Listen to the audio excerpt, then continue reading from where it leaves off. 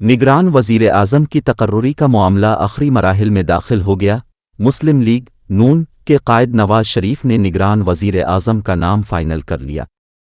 ذرائع کے مطابق مسلم لیگ نون کے قائد میاں نواز شریف نے سابق صدر آصف علی زرداری، مولانا فضل الرحمان اور شہباز شریف سے مشاورت مکمل کر لی۔ نگران وزیر اعظم کے حوالے سے ابھی صرف سابق صدر آصف علی زرداری، مولانا فضل الرحمان اور شہباز شریف کو معلوم ہے۔ آئینی تقاضا پورا کرنے کے لیے نواز شریف وزیر اعظم کو 3 نام بھجوائیں گے۔ اس کے بعد شہباز شریف نگران وزیر اعظم کے حتمی فیصلے کے لیے اپوزیشن لیڈر سے ملاقات کریں گے۔ وزیر اعظم اور اپوزیشن لیڈر باہمی مشاورت کے بعد نواز شریف کے نامزد کردہ نگران وزیر اعظم کا اعلان کریں گے۔